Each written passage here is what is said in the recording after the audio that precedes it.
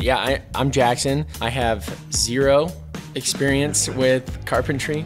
I studied at a school for historic preservation in Boston and learned about how things were built, 250 years ago.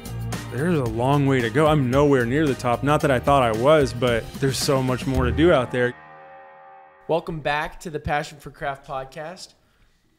We are doing another from the ground up video today. And so these videos, we are talking about a specific style and talking about if you had to build it from the ground up, what are some key features of it. Last time we did this on the ranch style. So we're moving backwards in time. The next one is period revival, not Greek revival like I thought. What is the period revival era, Jackson? Dude, come on. Do you want me to give an answer? Or? No, I'm just I joking. don't have one. Poking fun. The importance of this is something that I've discovered recently as I've tried to put together this Master Builder University, is what is the secret sauce in the way that I'm looking at stuff that allows me to look at a new house today and go, that's terrible, or that's great. And it's understanding historic precedent.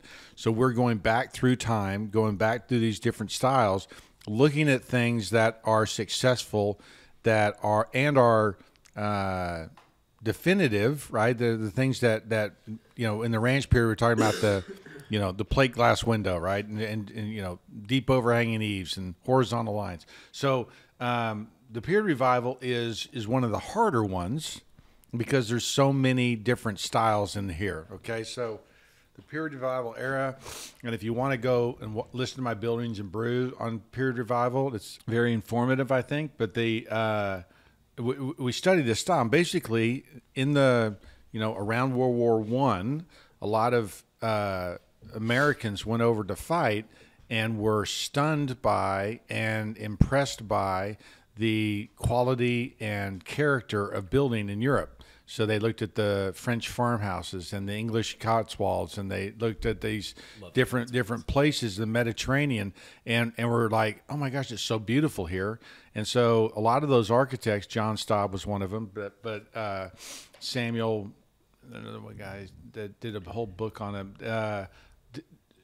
We're looking at these European styles, okay, as well as the American style, the colonial era, colonial revival, and we're saying that's how we should be building. So the period revival is Mediterranean. It is English. It is Tudor.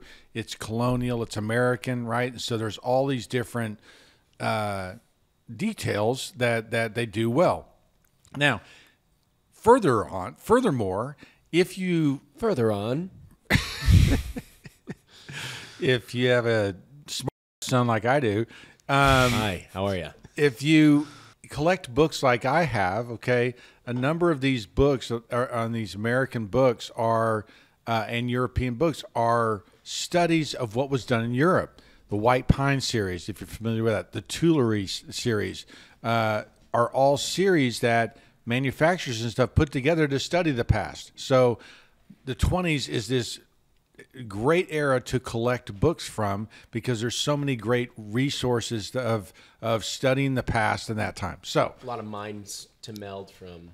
Okay, what is good about this house? It's a little, colonial revival house, maybe even a builder quality or builder plan book deal. But why is that successful? I feel like the more houses we look at, the simpler the better feels like the trend. You know what I mean? Like, hit your style, hit it on the nose, and then walk away. I feel like Austin just showed us this house that was 5 gable ends on one side. Literally 5 gabled ends on one side. And there wasn't even a purpose to the gabled ends. It was truly just like a stair step. Like, yeah.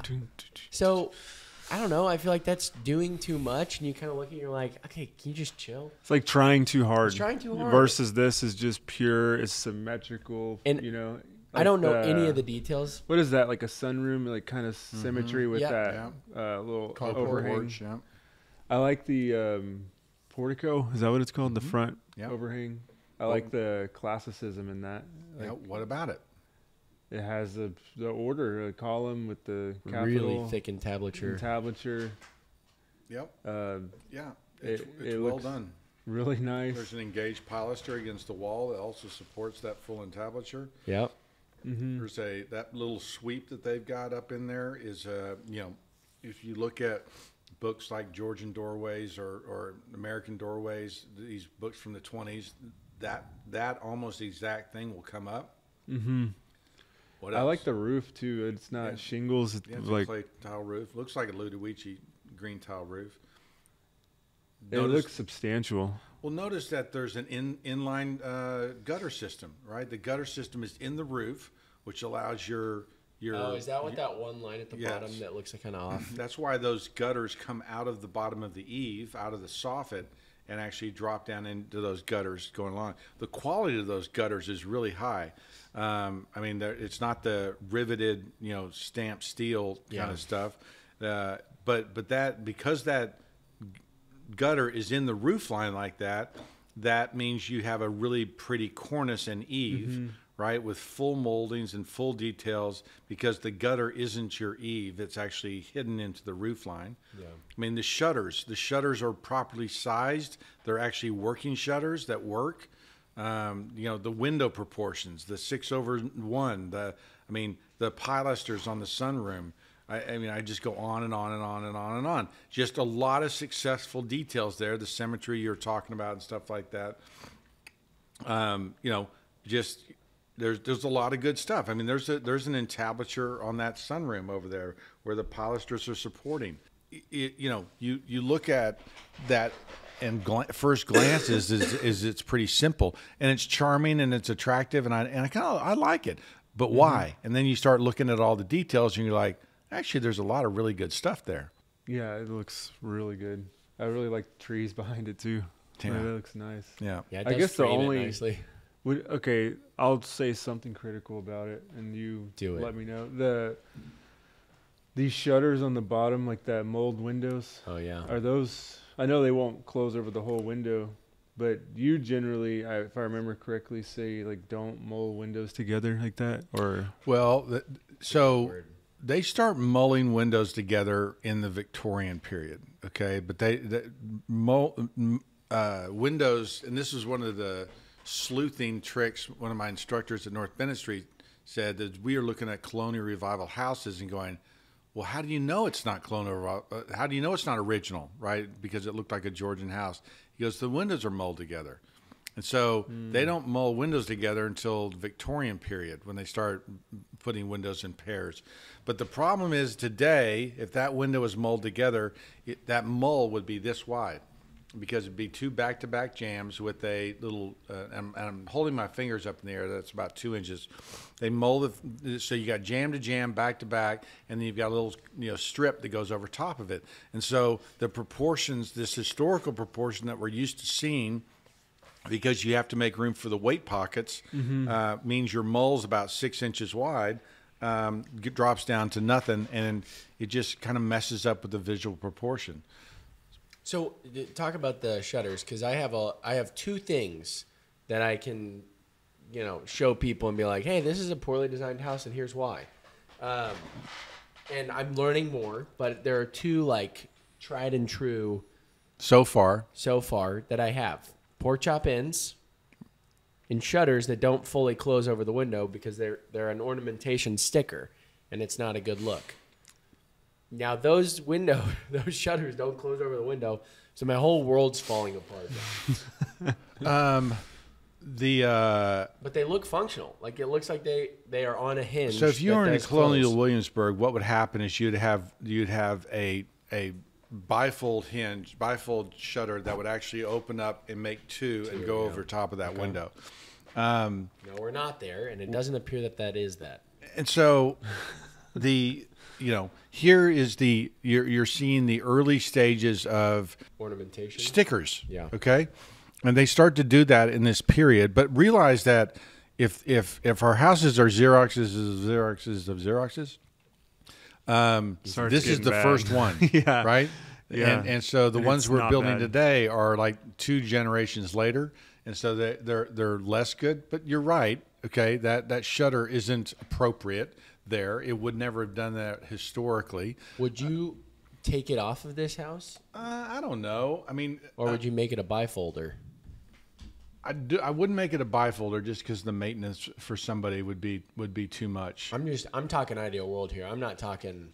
I'm talking make it right. You can look at the shadow lines behind those upper windows. I don't see that on those lower windows. And because the window style has changed to those panels as opposed to the louvers, I'm wondering whether those were added later. And so those aren't as original as those top ones. And so it makes me wonder whether those are, and they don't size properly either. Yeah. Oh my gosh. And so, how did you notice that? I've been doing this a while. What? And so I'm wondering whether those were added later. And so, you asked about, whether you take them off. Maybe. But the landscaping needs, I would say the landscaping needs some help. I mean, those plants are overgrown. So. Do you think the ADT security is original? Yeah. Let's look at that house I told you to go look at, Austin, because this one is a really nice, with a lot of great details, but here too you end up with some funkiness. Okay. I'm sorry. It'll really help me if I know my 5 things that I'm looking for first to like help identify this period.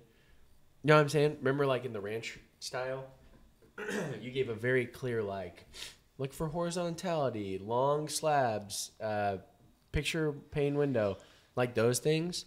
There were like a really cool, like I had an instruction booklet to go by. Can you zoom in on that at all? Are we guessing what these are? Is there any? What style is this? This is What like period Tudor. It's period revival. Yes, it is, Jackson. Which part of the period revival? Like, what style is that? Is that English, French, Mediterranean, or Colonial revival? Well, Richard said Tudor, and you said he was right, so I think I'm going to say. Was it right? Yeah, I mean, here's where it begins to get hard. Okay, is because those. We'll come back to my question later. All right, go ahead. What was your question? Oh yeah, I don't. You're going to say there really isn't one. In this period, okay, you are not looking for a characteristic low slung roof. Like if we were in the arts and crafts in the bungalow period, yes, we're back to that low slung roof, like 3-4 pitch, or 5. So, but in this period, because you have so many mixes of different styles, there's not that, I think the roofs are very important. We saw a clay tile roof on that house, the barrel tile roof in the Mediterranean, slate roof on an English or a French, right? Especially in the higher style houses. And so there aren't those key characteristics like that because you're identifying more European stylings than you are looking for quote unquote period revival characteristics. There's like 20 of them. Okay. So it's just Tudor to me, like that diamond pane. Yep. Then they've got like I don't know if that's called a Gothic arch in the entry with the spandrels. Is that? It's an English arch. It's a 4-center arch with spandrels. I feel like the inset wooden beams is pretty Tudor. Yeah, for sure. So it could be French or English. But if I hold up my hand on the right side, what I was gonna say. It doesn't look Tudor. Because the Like left you side cover is the- a lot more French. That's exactly what I was going to show you. Oh, is okay. that those 2 arch windows on the bottom floor are more Mediterranean. They're more like you don't have a circle top window like that in the French and English tradition. So it's a little bit quirky, right? But if you, like Richard said, if you hold your hand up over the left side and look at just the right side, there's a lot of the timbering, that brick pattern, the herringbone brick pattern in the thing, the slate roof, that arch over the door with the spandrels. That's very English. So yes, and all of a sudden, if you just look at the windows down there in the bottom left, you're like, well, wait a minute, that's not really English and Tudor. But the diamond pane leaded glass, those shutters are charming with the decorative things, and that's from the 20s. That was pretty popular. So, that looks like French, the decorated shutters. Not that particular style. That's actually an American I was kind of thinking the feature and same stuff thing. like that. No, that's so good. Glad you said it, not me. But here's I wanted to show this house because there's some excellent Tudor and timbering details in this house. Yeah, that brick and fill. There's pegging in the on the right with the stucco infill. Thing? You see the little shadow line dots? Yeah, Okay, that's I love pegging those. where they're conveying the fact that it was a timber frame structure that was actually hand hewn and pegged together, and infill of stucco, the decorative brick. Those are very handsome and pretty details, and so that is like they nailed that. They did a great job with that. But then you look bottom left, and you're like, well, yeah, it's kind of weird. My eyes keep getting drawn up to the right. The other I thing, really like that. the detail. other thing that's interesting, I agree. The other thing that's interesting is if you look close at, there's actually stone in the brick on that chimney. Oh, yeah, the bottom right. Yeah, They have, and you see it. Yeah, bottom right. They have actually inserted stone into the brick surround, and that again. You're not necessarily going to go to Europe and see that, okay? But there are examples of that kind of inspiration. There's a picture I've got of a Cotswold house that's all stone, and then there's this brick infill. What is that? Why did they do that? Well, that was a repair. It wasn't done very well. They didn't have the money at the time, and so they just repaired it with bricks, and you end up with this quirky, weird thing. And American houses in the 20s oftentimes copy that kind of detailing, and it's sometimes it works, sometimes it doesn't. Okay, and then you are at the mercy of the the skill of the craftsman and the skill of the architect to pull that off. So I show this because there's some excellent pieces, and then there's some that's kind of weird. But here's what makes it confusing for us today. Is we look at the Xerox of this thing, and they'll copy maybe that stone and brick stuff, not copy the diamond pane. The windows don't have that same kind of charm, but they might have a steep pitch roof and the slate, and you're like, the first McMansion. Wait, what's going on? Some of them are okay, some of them are not. I know where that came from, but it's not done very well, and so again. There's a confusion. The reason why this study of this stuff is so important is that there is visual confusion in our built environment today because these houses don't make sense. Why don't they make sense? Because we're on the third iteration Xerox of this Tudor style. That the first iteration is pretty good, but the second and third so miss. Starts getting really blurry. Yeah. Yes. That is so funny. So, man. Say you're trying to copy a period revival house. I guess how do you do it well? Like, do you intentionally mess up some things so that it's like, look, this is period revival because we messed up a little bit here, or do you know what I'm saying? I think the brick and stone combination is something that you could mess up, right? And on purpose. It's like what was it? It was on the Build Show, that one where you did the house. The window? Where you made it look like a window? Filled the window. You made it look like a window was here, but yeah. It's like that kind of stuff. Yeah, it's like that kind of stuff. Because what you're trying to do is you're trying to give it a history. Give it a story that it changed over time. So here's another house. Which style is this? Mediterranean. Why? It just looks Mediterranean, man. I don't know why. I really don't. But I would say the same. Yeah, Mediterranean. It looks Italian almost. Wow, Jackson. Yes. Is that right? Yes, it is. So think about the Mediterranean region, okay? Yeah. You can go from Spain, Gibraltar, okay, all through along Spanish coast, along French Mediterranean coast. Do you know why I said that? Just so we know. Italian coast to Greece, right? Yeah. All the way over to Israel and all the way over to northern Africa. That's all in the Mediterranean, okay? Now, if you travel in that area and look at those houses, there are a lot of details that they end up using a lot. The white stucco, the white, that you see in Greece, the barrel tile roofs. There's hard surfaces that are reflective. It's a hot climate, so they're you don't oftentimes you wouldn't see leaded glass windows like that, like you would see in England or France. Well, not only that, but they just didn't need them, right? Because the temperature, they didn't require them to have windows that in those early periods. So anyway, so when you say Mediterranean style, which is it, right? And so here I'm confusing even more. I'm adding more, style pieces to this. More regions. But yeah. And so those brackets up under that eave, right, are Italian. What were you going to say? I was going to say the columns is what made me think, because they looked like the columns in the one house the Italian house that we looked at. What Italian house we looked at? The one, I don't know if we're supposed to say is the company name. The guy who owns the big company. We did a podcast there? We did a podcast there. The Italian That name? one. Bam. Oh. Yeah, so the column looks the same as the downstairs of the columns. Remember the pool house columns? Those columns. Look at those columns. Look at the heads on those columns. Corinthian. Ionic. Corinthian.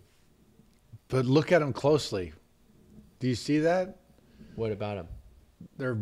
They're bull heads. There's bull heads. There's cow heads in there. Oh, I thought those very were similar leaflets. to the Fort Worth post office building that has cow heads as part of their Ionic styling.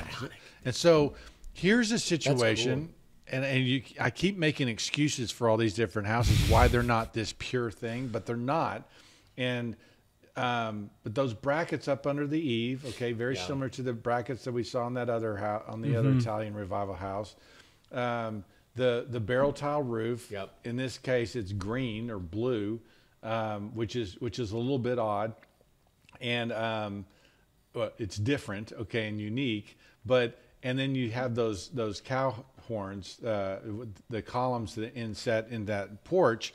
And what are our thoughts on this little cover, these little awnings that pop out here? Is that original? so that's yes. My eyes keep getting pulled back to that stain. If you drove down this street in 1920, okay, 80% of the 90% of the houses would have awnings, okay, because that was air conditioning. Right. That was how they blocked the sun from coming in, and a lot of those awnings were retractable, right? You would have them out when the sun was staying. You'd retract them, and sometimes you'll see areas where they actually have a rope pulley where they would have pulled them in, because they would have folded back against the house. And so we don't used to seeing that, but that would have been very common in the 20s, especially in the summertime. So yeah, so this is on a period revival house. You see that next house? That's very Italian, right? That the next house, this house next to it, the house to the left, right? Yeah. You see the arch top windows, the ironwork, the barrel tile roof. It's white.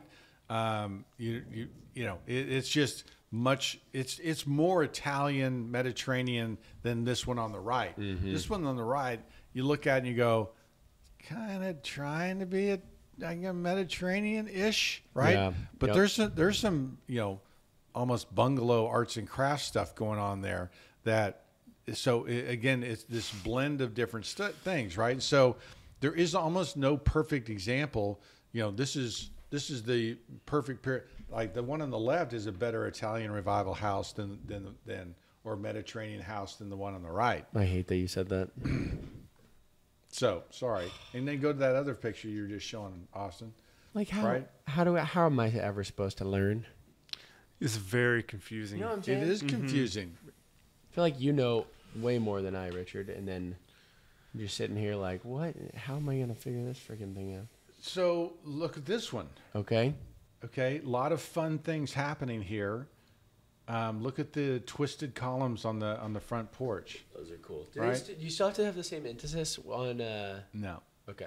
And then arch top windows. That circle arch top is kind of one of those clear giveaways. The barrel tile roof, the ironwork. Just the sculpting they do at the top of the brick. Italia. Yeah, it's just you drive by this and you don't. I don't want you to look at it and go, every little detail has to be perfect, but you do certainly go, I mean, my drive-by glance is, Mediterranean Revival house. Yeah. Right? So they're all hard, aren't they? There's not a clear, this is what this is. Is some of it like the age that they were made? Like the year that they were made? Does that like help add to the picture of like? Well, if the period revival era is from 1920 to 1940, what do you mean? Like one's built in 22 versus I guess 38, or how what do are you know that it's period revival and they're not just trying to do a Mediterranean house? Does that make sense? Or does Mediterranean fall under the category of period revival? Yes. So like, there's no like, I'm trying to do a Mediterranean house in 1820s. That's not that doesn't show up. Not a problem. Never happens. Doesn't happen. Great. Unless you are in the Mediterranean and they're building a house in 1820. Heard chef. Thank you. I was more thinking like, I know what you're that saying. That does help narrow it down a little bit, right? Like, so then it becomes, I guess a better example is if you see an English style house, how do you know they're not doing an English style house versus doing a period revival? When? 1820s. Let's just use that as an example. Doesn't exist. Really? What if you tried to build the English style house today? What would you call it? Would you call it a period revival? No, I'd call it an English house. Okay. That's my point. That's what I was trying to get at. Wait, how would you know the difference? Well, I mean, we're looking back as historians, Yeah. okay, but with an eye from a builder, okay? Yeah. And so there is, plenty of books, okay? Virginia McAllister's being one of it, I've got that one. Yeah. It's saying, these are periods of architecture in America that, it'd be like if I built a Greek Revival house today, okay? Yeah. It doesn't mean that it falls in that Greek Revival era when Greek Revival was really important, really popular. I'm just building a Greek Revival house today, right? And I don't even know if I'd say it's a Greek Revival. Yeah, I'd probably say it's Greek Revival. But so the reason, if I build an English style house today, or that Georgian house we built, okay? Yeah. I don't call that period revival. It's just a Georgian style house. Would that be because revival, it almost sounds like a lot of people are like getting behind it? So the year does come into play by that logic, right? Because if it's a Greek revival, you mentioned like when the nation was founded, they took a lot of Greek stuff, but there was like a revival. People were behind this. Versus you doing it today, it's like, wow, I just wanted to build a Greek styled house. Right. Is that accurate? Because yeah, I mean, but it goes back to this thing. I didn't explain it very well. We as historians, okay, Builders. Can look back at different periods, and they are chronicled. They're by historians, by writers, by pundits, people who do that thing have determined that as we look back at that era, there was a strong interest both architecturally as well as socially as well as philosophically that caused that era in 1820 to 1850 to be dominant. Many dominant important buildings were built in the Greek Revival style. That they looked back at that style and they studied that and they looked at it and they appreciated it, and America fell in love with that style.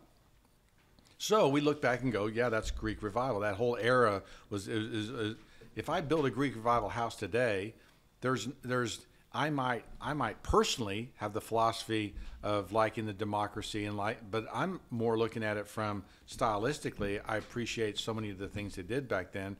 I want to build that style house today.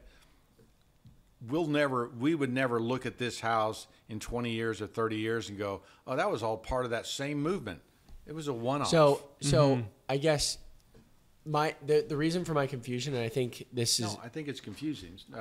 I think this is helpful, but I think because if you were to build a ranch-style house today, you would say I'm building a ranch-style house. Mm-hmm. And if you're building a period revival house, it's just different because it encompasses so many things. I wouldn't say I'm building a period revival house today. Right. Exactly. But not because I wouldn't say period revival because of what you're confused about. I wouldn't say it because I think period revival is way too broad. Right. It'd be like I'm saying I'm going to build a house. What? And my first question was, what style of period revival? Right. That's what the builders say today. That's what I was about to say. It's almost like a category in and of itself, where you're holding Mediterranean, Tudor, the things that were popular in the period revival time. You're holding that as like a larger category. So correct. It's helpful because now we've got these subcategories. This is helping me. Good. No. This is the computer programming. It's helpful to me to see you work through it because it's all up in my head, and I'm like, I'm trying to explain it, but it is confusing. Well, and in my mind, it's like I'm trying to put things in boxes. And so I like opened the drawer and Ranch yesterday. We're like, all right, I've got like 10 things I can say. This is Ranch. Close the door. And correct. Ranch. And I want you guys to have that. Now we're open in period revival, but then I'm like, okay, what goes in this box? And you're like, well, there's actually other boxes that go in that box. And correct. That's fine. All right, let's open that box. That's true. Now we've got Mediterranean. Okay, or Italian. This is a great example. Barrel tiled roofs over like the circular arches. What else? The brackets and the eaves. Brackets and the eaves, big, large columns. Is that what they're called? Sometimes. Okay. So there's a couple things, so we can close that box and put it up, and then. But now we have Tudor, which the big timber frames. Well, and realize that as you say all that, it makes me go. Actually, there's a few more boxes. Yeah, of course. Right. So there's the mission revival, right? That you have these houses like our building, our Lipscomb building is built in a mission revival. Yeah. What does that mean? Well, there's a mission kind of front to this thing. Like the Alamo. Like the Alamo, right? Is that mission? Or is that no? It's a lower profile than that. Like the mission is like the woo. Like it would be. You know the Alamo. Yeah. What was it? I don't remember the Alamo. No. Yeah, good. So this is a 1928 John Staub house that we worked on. We're very privileged to work on this. Great client. John Staub was one of the guys who went over to Europe during World War I and then went back and actually, I think he was there for a year or two just walking around, getting inspired, drawing, sketching, doing these things to look at this countryside. And he writes that he was inspired by this house that he saw in England for this house. Now, what's really happening with that? What does that pedimented front look like? A church. It looks Dutch. Okay, it looks. It's like a church steeple to me. No, it's one of those sculpted faced, kind of Holland, Amsterdam type of front. And so what he saw, I hope this isn't confusing, is he saw a Dutch house in England, okay, that he thought was so cool. And so we are now calling this a period revival English house, but with Dutch influences. So the first Xerox was Dutch to English. So the English took the page. That's true. Yeah. Xeroxed it. And then John Staub saw it, takes a Xerox of that. So now we're two removed. Yes. Okay. So, but I mean that roof is very English, right? The clay tile roof, the sweep in the side of it, and so this ends up being he had steel windows in this house originally. I know it's a period revival house, and sometimes my first question to people when they say what style is it, I said when was it built, because that's pretty much the easiest way. So if someone said 1950 on this house, I'll be going, really? Yeah. That is really interesting that was built in 1950. Okay. But if someone says 1928, you go, okay, I'm in the period revival, right? Mm-hmm. The reason 1950 is weird is because we're starting to get into production ranch and low slung roofs and deep overhanging eaves, and I would expect to see different materials and different products in there. But when someone says, and if someone said 1918 on that, I'd be like, wow, that is really early for period revival. Mm-hmm. And I'd be like, that is someone way ahead of their time. Okay. But 1928, you're like, yeah, that's period revival. Because 1918 would basically imply that they had gone over to England for whatever reason, come back to Texas specifically, and then built this house. Correct. Which is crazy. Based on English inspiration, Correct. where many people weren't over in England. They were over there in World War I, which is why it would have made more sense. In the 20s, because they come back from World War I in 1918, and he went over to Europe in 22 or 23 or something like that to study those houses. And if someone said 1850, I'd say no way, right? We weren't building that in 1850. Why? Well, a lot of those materials and a lot of those details weren't available in 1850. Mm-hmm. So anyway, see what I'm doing? Mm-hmm. Yeah. No, it's making a lot of sense now. And so sometimes the best way to answer that is to, understand what period it is so you can put it in context and start looking at it going, okay. Because if they say to you, this house was built in 1850 and all this stuff is original, you're saying, no, it's not original. No, they've redone a lot of stuff to this house. That can't be. Mm-hmm. 1850, we were barely a state, right? But anyway, say I'm up in New England and they say 1850 and go, no, they didn't have steel windows. The steel window industry doesn't start until, early 1900s. And so that product wasn't available. Yeah. There's no ways then. Okay. That's making a lot more sense now. Oh, look at that. Now, this house was built, and I would still characterize this as a period revival house. It's an Italian revival house built in 1910. Oh, curveball. Because this does not fall in that period revival era, typical era, but it's certainly a European inspired, right? So, sorry, quick pause. As a refresher for everyone, this is this Italian house that we were just referencing. We've done an episode on this, I believe episode 43, but on this, I could be so wrong on that. I think I'm close though. Anyway, it doesn't really matter. On 43? Episode 43. Yeah, pretty. He's probably wrong. Go ahead. Anyway, so the inside of this house had some really gaudy decorations on there. I want to know now, were those original in 1910? No. When did those get added in? This house Tell me everything. This house is storied in Fort Worth because it's had so many owners. And a number of those owners did really bad stuff. Good. And so, I remember going in there when I was a subcontractor working for a builder. Someone had painted gold paint on the moldings in the ceiling in the rotunda, as if it was gold leafed, right? So you're like, ugh. Because it didn't translate. Yeah, that was a tacky thing, right? You don't look at this house, or I don't look at this house and expect to go in and see gold leaf, right? And so, in any case, this is, it has a barrel tile roof. It has deep overhanging eaves with those brackets like we saw, and these are really wonderful brackets. There is great classicism, right? Classicism is something that falls apart after 1950, and so you don't really see great examples of this classical detailing. Yeah. And so there's a number of things here, but that front door, okay, we know was added later. Because why? Is that an iron door? Yeah, it's that steel door that you get from the door store now. That is the door store.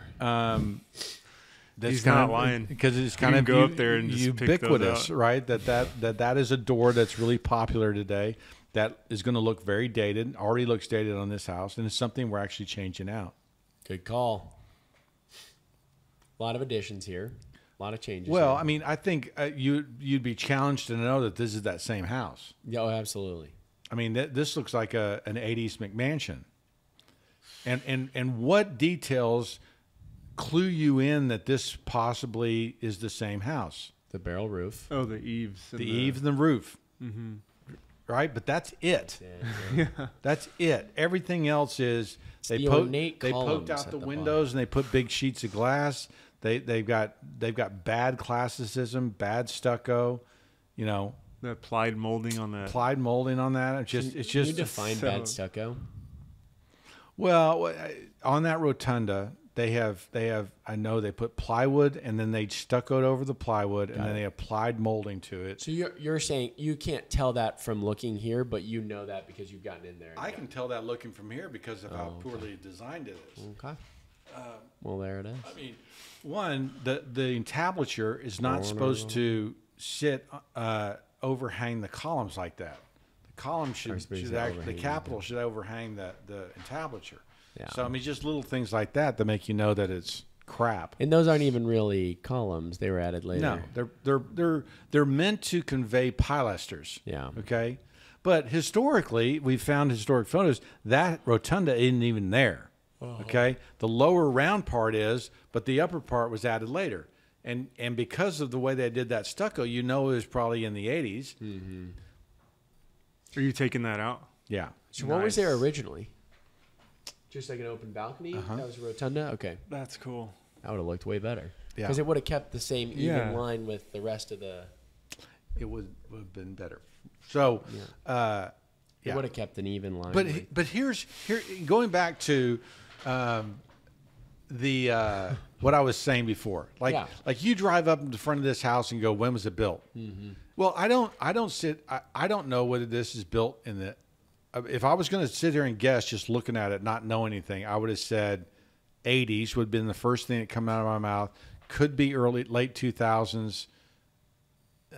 And what am I basing that on? That stucco rotunda.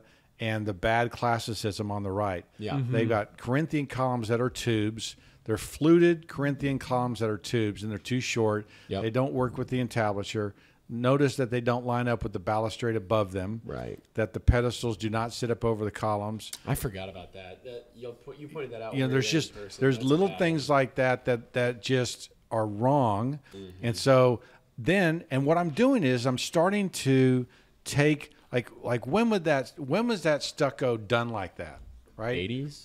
Yeah, right. And so some 80s, 90s, could have been a little bit later. Look at those slab doors down there in the bottom.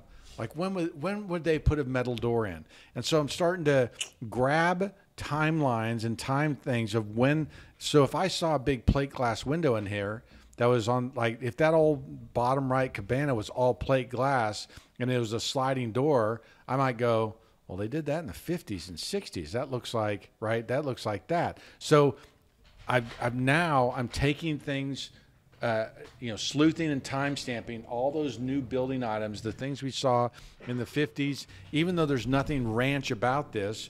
If they had ranch materials in there, I would know when that addition was done. Right. Okay. You're like a detective. There's just a lot of clues, right, that end up triggering you and helping you see what's really going on. And as we go farther back in time, what you're going to see and find is these awesome details, okay? Yeah.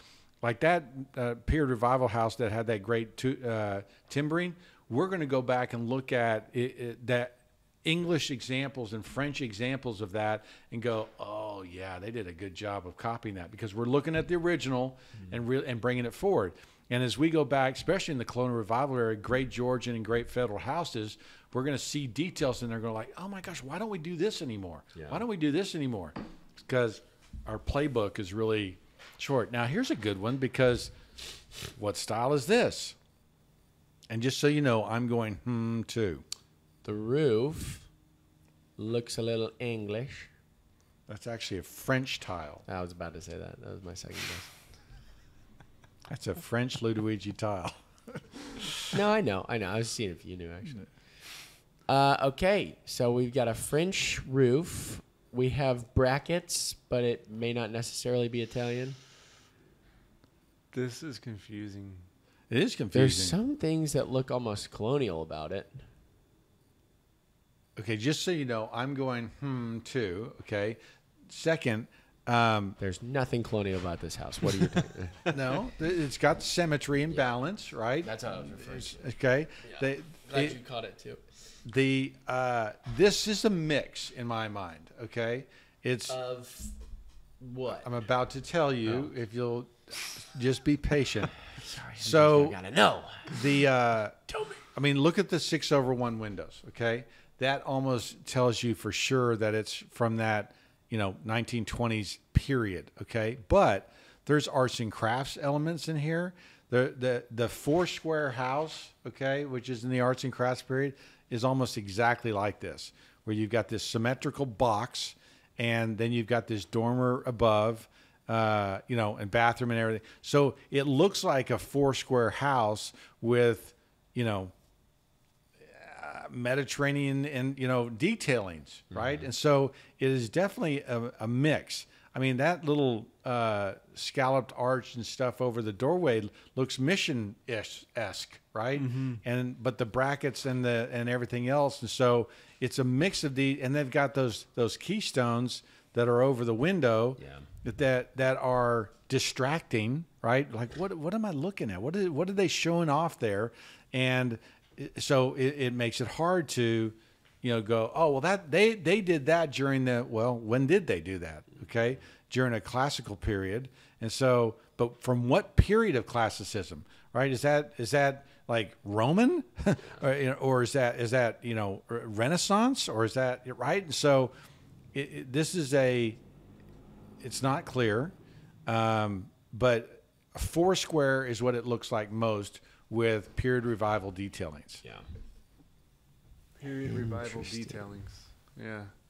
Let me say that this way: period revival materials and elements. Okay, so very popular in that 1920s was these clay tile roofs. Okay, kind of. I mean, all very French. All these houses we've looked at have had a barrel tile or a clay tile roof. Yeah. Okay, and so very popular in the 20s. The 6/1 window, the raked brick, right? That doorway. Okay, and so that doorway is more arts and crafts and kind of that period. But I would say, if someone asked, well, then when was this house built?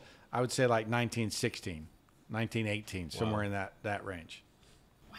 That one is the most confusing one I think we've seen so far. Well, like if you go back to this one, that one on the left, okay, we can't see the front doorway because the big tree there, and the one on the right. That's the front door. Okay. Okay. That to me, the one on the left is I'm looking at it going, I wonder what period that is. Okay, because none of the windows are molded together. It's like a barn-shaped house. It's got a gambrel roof. I know that's what you meant when you said barn-shaped. It's very barn-shaped. Gambrel roof. There's the symmetry and stuff. I wish I could see other elements like the front door and what that looks like. But not allowed. That sunroom, the railing across that thing makes me go, well, that's definitely later. That's not but if those two wings weren't on the side of the house, I might look at that form of that. Well, the small window also above the doorway is kind of a giveaway. Have you seen anyone play GeoGuessr? I don't know what that is. No. Neither of you guys? That's okay.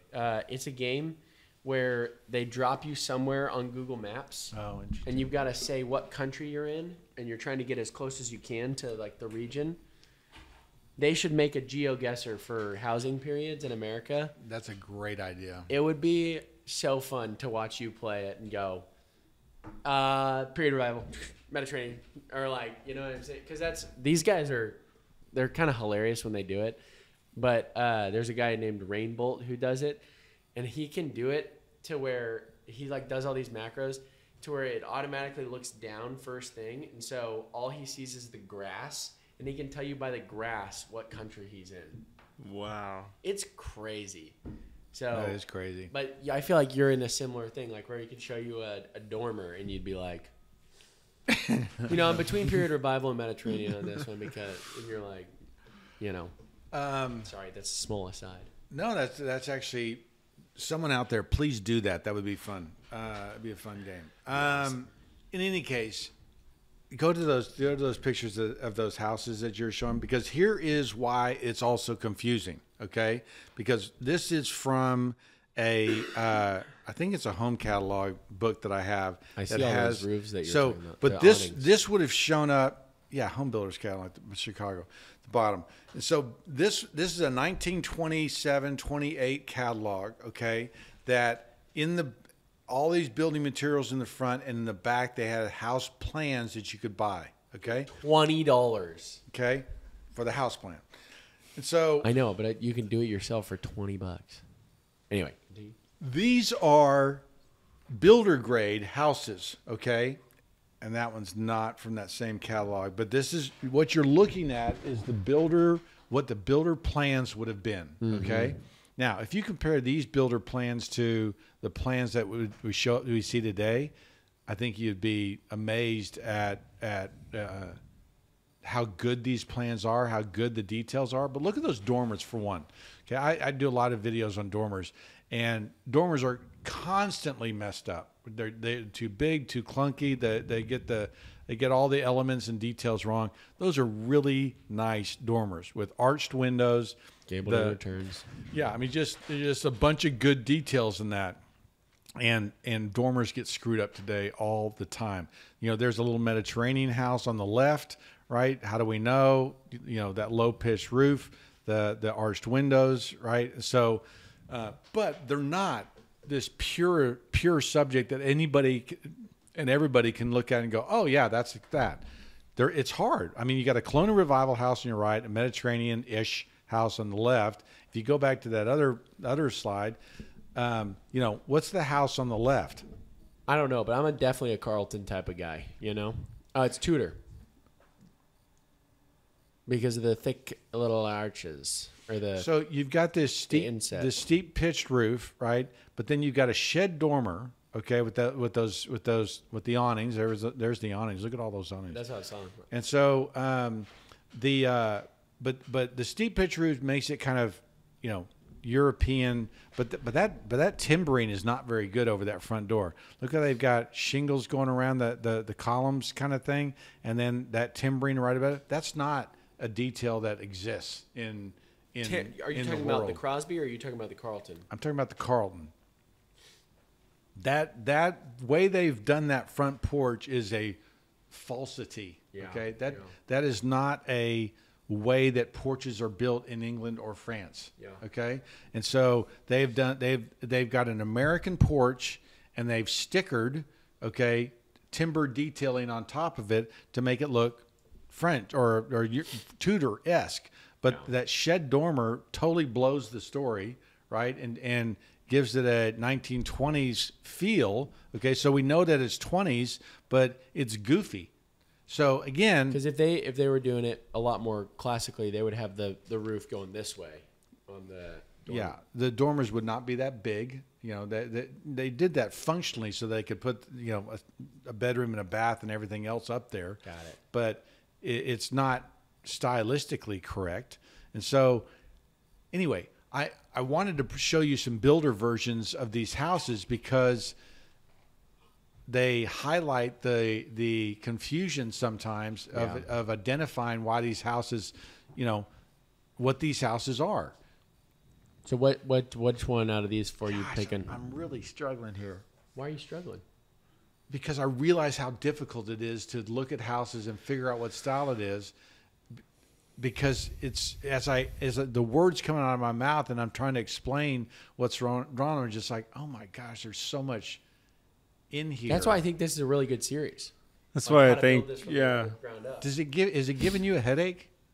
No, it's actually helping a lot. Oh, it is. I was going to say, I feel more understanding of what's going on in houses from these two episodes than I have ever before.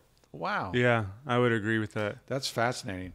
So your pain is helping us. No, that's great. I'm glad it's helping. The more you're in pain, the better it is for us. Yeah, we feel better. Yeah, we feel great. So, but realize that the, just really quick aside, realize that the age of house plans, okay, starts in about the 1880s, 1870s, okay, in the Victorian period, as magazines and pulp paper begin to allow people like the Ladies' Homes Journal, and there's a few ladies magazines that are popular from that period that started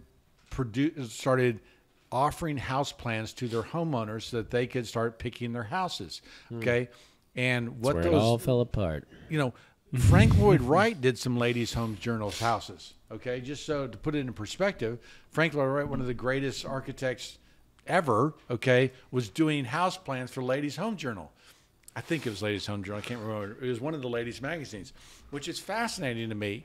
But it speaks to the breadth of you know, that there was good things being offered, but there was also junky things being offered. Okay. And so by 1920, when you get these plans offered by, I mean, there's plans offered by face brick companies, right? By brick companies. There's concrete houses.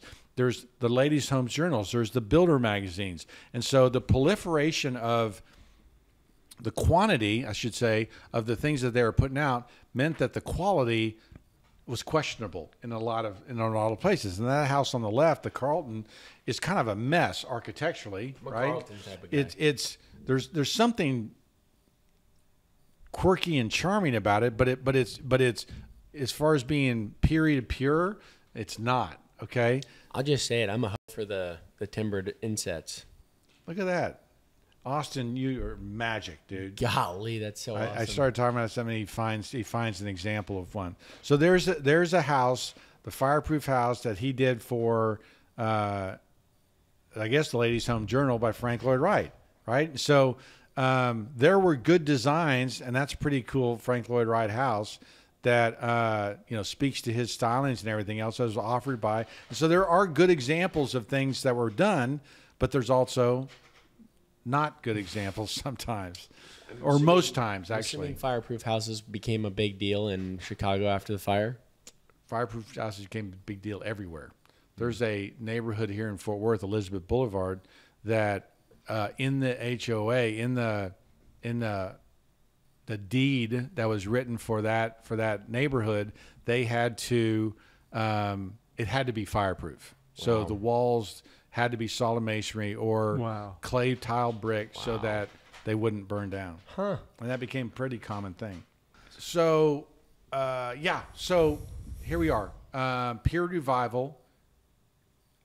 We picked some examples of houses that are purposefully confusing and not, having this clarity. But again, like we did in the ranch period, where there are products that are available at that time that become time-stamped pieces that are very popular and defining, right? So the sliding glass door, the plate glass windows, the horizontal lines, low-slung roof, products being ranch are that plate glass thing is a typical ranch thing.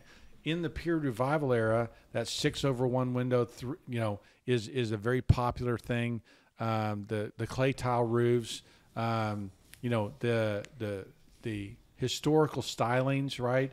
Not always pure, but definitely there. End up giving those houses this character and this detail that when we drive down, if you drive through one of your neighborhoods that was built in the 20s or 30s, you will see all of these things. Yeah. You will see French, English. English was a very popular one in America, one of the most popular style for a little while. Then Colonial Revival took over. Colonial style houses, and then you look at them. I think we should go to one of these historic neighborhoods and walk around, because there are good examples of salesmen. Okay, I'm thinking of this street in Berkeley here, I can't remember what street it is, but you can walk down it, and there is a sunroom, okay, open sunroom on about 4 houses that all have the exact same enclosure. And so it felt like this salesman, a very good salesman, was walking down the street and sold about 3 or 4 of the houses, all done in the same mode. It looks like maybe from the 60s or 70s, when people were fixing up their houses and wanted to gain more square footage, so they closed in their open porch on the side. Wow. And they all look the same.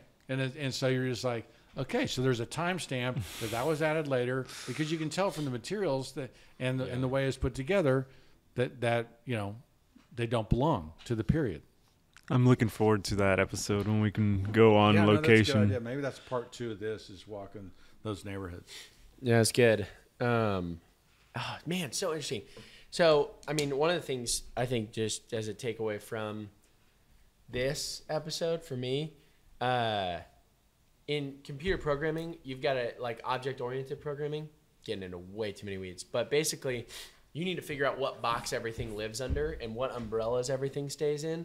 And so I feel like that's the way a lot of my brain works when I'm trying to wrap my head around something, is how would I organize it? How would I order it? How would I put it together?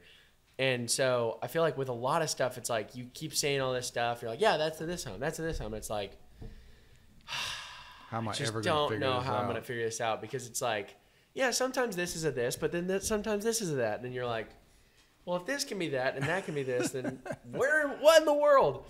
But really, I feel like as we're iterating through all these things, like it is becoming so clear. And even though there's multiple things like under the, let's just call them umbrellas, right? Like you've got the umbrella of period revival. Clay tiles being a popular choice in period revival, that's helpful. 6/1, that's helpful. Sweet. But then under that, there's still the boxes of Mediterranean, Italian, Tudor, French, English. And then within those, they have their own things. But then also they might share that same thing with the other English style. So it's fine that they cross over, but that's helpful more to go, okay, I'm actually seeing a 6/1 window and English, which helps me identify. It's very helpful for me to hear you reiterate that, because I'm like, yes, okay, yeah, no, that did make sense. And that is helping. Because you got to get the boxes right. But other than that, it's like, well, sweet. It's like he just took your box and punted it, and like, boom, all your stuff came out. Literally. Well, that's how it's felt up until this point, I think, because it's like I'm trying to put everything into an organization. I don't think until I started explaining this that I really understood. Like, I'm telling you, 30 years of doing this, and only in the last 5 have I finally been able to feel comfortable looking at this stuff. But as I explain it, it's actually, okay, I was doing exactly what you're saying. Japanese egg sorting. You don't know why it is. Will you not bring that up again? I'm just saying. No. That's a great example. No, it's not. No, because it's not. you couldn't put a name on it, but you were like, this for is me, I think it was chicks. For me, it was always a file cabinet with folders that I was putting stuff in. Yeah. And so I was like, okay, I'm filling out my file cabinet. It's making more sense now. But as I've explained it, and the boxes I think is good. It's helpful for me to explain it a few times, because I do. It is good. It is good information, and I think it matters. Here's why this matters: because if you're designing or building a new home, you need to understand what the consequences of some of these decisions are. For instance, I'll walk through a new traditional house, and they'll have a sliding glass window. I'm like, what are you doing? Mm-hmm. Why? That doesn't belong, right? Mm-hmm. And so, well, it's real convenient. And I'm just like, kind of shaking my head. Yeah. Now, I realize now, after I explained all this, why I'm shaking my head and why I think it's such a, outlier, such a weird element to be bringing in, and why it's such a disconnect for me. It was just like, this does not belong here. This is a modern product built for a modern age, and you're putting it in a traditional house. What do you know? No, it doesn't belong there. So the reason I think it's important is that I want everybody out there, and you guys too, to be able to design porches, to design mantles, to design things. And when someone says, let's do an English Tudor room, okay, what that looks like, what that means, that arch we saw on front of that English house with the spandrels and that 4-centered arch is very typical of that period. So you need to pick that up, and that's a great fireplace surround right there. Yeah. Because you see it on the outside of the houses, you also see it around fireplaces. So I want you to be able to know what those details are that make it appropriate, so that you can design and build for clients, so that you are not that builder craftsman who goes, just show me what you want, I'll build it. But you are like, actually, those moldings aren't going to be very good. Let me show you these better moldings. And no, that door doesn't belong here. Let's talk about this door, so that you can explain those things, so that you can be an expert. Yeah, it's for me. My takeaway is like, I kind of want to, and I feel like you're kind of like this too. I want to take a hard stance. Like, this is a whatever the style. Yeah. But it seems like it's just go with the flow, organic. Try to pick up on these little details, and maybe it's a combination of several different ones. But what it is that you'll look outside a house and you'll say, this one is successful. That you might not use the words, but you might go, I really like this one, right? Mm-hmm. Well, why do you like it? Well, you'll realize that they got enough details right that it works. I love to live there. That's really cool. Because you're saying there's a bigger correlation than people even realize, to where if you just on instinct like a house, most of the time it's because it's been done right traditionally. 100%. And a lot of times people don't recognize that fully. Well, and when I do these Wednesday videos, people comments is generally, oh, I knew something was wrong, but I didn't know what it was. Yeah. And they see it, and I explain it, and they're like, yes, okay. And it's funny because I've got all these people out there now who can't unsee it. And you ruined them. I've ruined them. Just like you look at shutters or gable end returns and go, oh my gosh, I do that with columns and all this stuff. In fact, funny story, they're fixing up a house across the street from me. Yeah. And this is just God playing a funny joke on me. Yeah. I think they're doing a classical entry with a big entablature and columns, and it's all wrong. It is all wrong. Are they really? Yeah. You're gonna have to move. The funny thing to me is I fix all these houses, and that's one of my pet peeves. And then it's right in front of me. Yeah. Every morning I'm coming out walking the dogs, and I'm just be like, I think it's hilarious, but it's also ironic. You should sneak over there at night and just fix it. I said to Christy the other day, I was like, I'm always wanting to like reach out to them and see if I can help them fix it, if they'd be interested at all. I'll do it for free, please. Yeah, totally. I would do it totally for free. You should then. You're gonna be kicking yourself in 5 years. Oh my if gosh! That is what you're living across the street from. For the next 30 years of my life, I'll be walking out the door and seeing that. Yeah. I might end up buying that house when they leave just so I can fix it. Do it. Do it. Funny joke. Okay. Well, thanks for watching this episode. Hopefully that was as helpful to you guys as it was for me and Richard. And man, I feel like that really just a lot's clicking now for me. Yes. I saw Austin give a little nod there as well. But thanks for watching. We'll see you next time.